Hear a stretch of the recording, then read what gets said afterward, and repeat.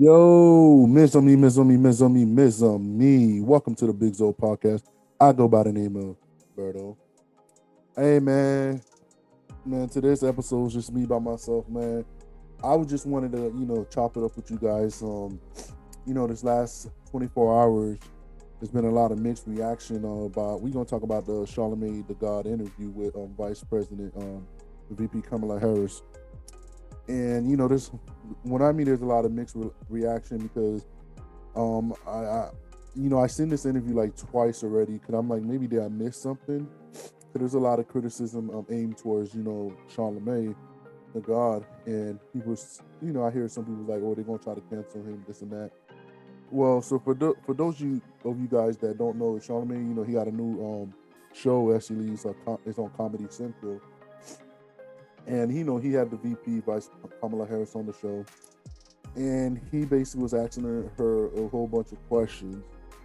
And actually, towards the end of the interview, he asked Kamala Harris a valid point, like who's really the president? Is it Joe Biden or Joe Manchin? And then I think that's the question that a lot of people are pissed off that Charlamagne asked Kamala Harris about. From what I've been hearing, there's a lot of mixed reviews, mixed comments. People are saying that Charlamagne was out of line. It was disrespectful. I guess he doesn't have no respect for black women. It was a whole bunch of like, in my opinion, was like a whole bunch of BS. The reason why I'm doing this podcast right now, we're just gonna talk about it for a few minutes. Feel free to hit like, subscribe, share, leave a comment below. Let us know what you think about this Big Zo podcast, available every social media platform.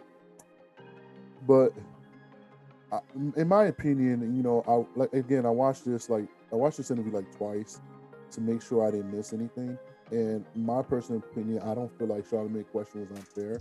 I thought it was a fair, respectful question. Like, who's really the president? Is it Joe Biden or Joe Senator Virginia Senator Joe Manchin?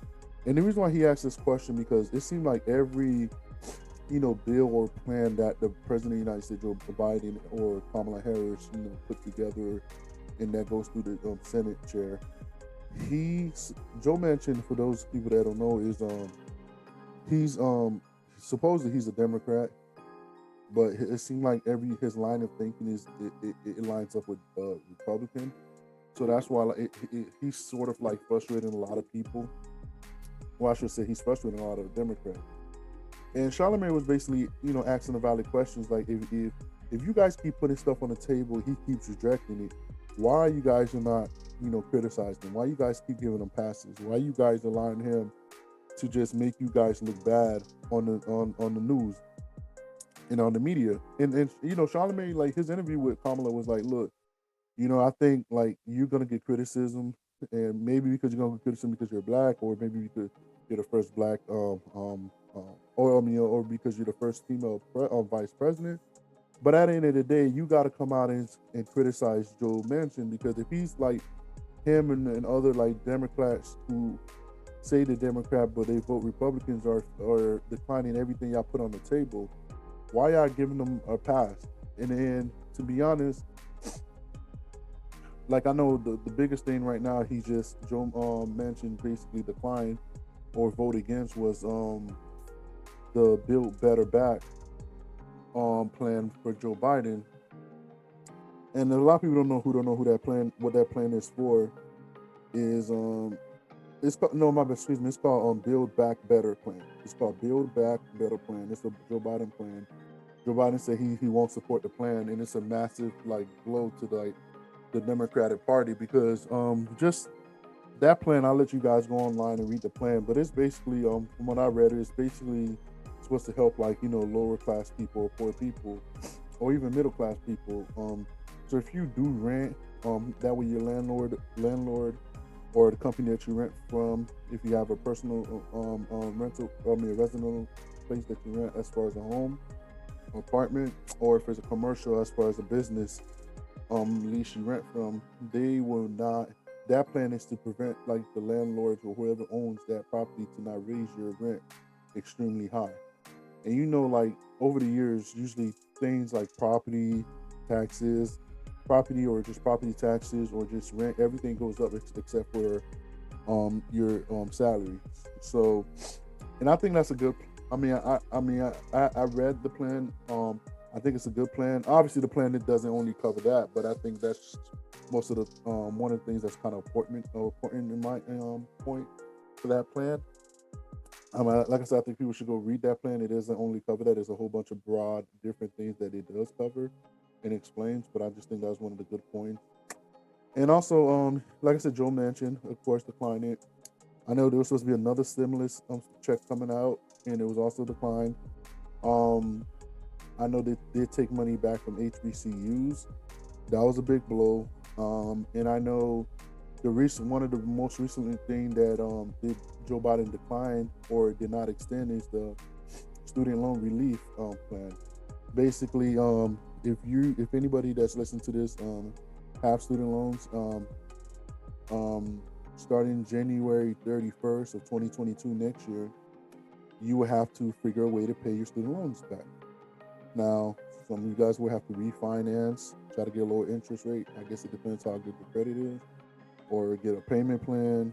Whatever the case is, he did not extend that student loan relief plan. So what it was originally extended to a point that they can't charge you interest on it, and they can't, if you choose to pay, you could pay the money for the last year or so without being charged interest. But now it's everything's going to start up again January 31st of 2022. You're going to have to figure out basically January to February 1st of 2022. You got to figure out to repay them back, figure out, how much money you got to pay them, whatever the whole line is. But pretty much is the people that's really affecting is people my age, millennials.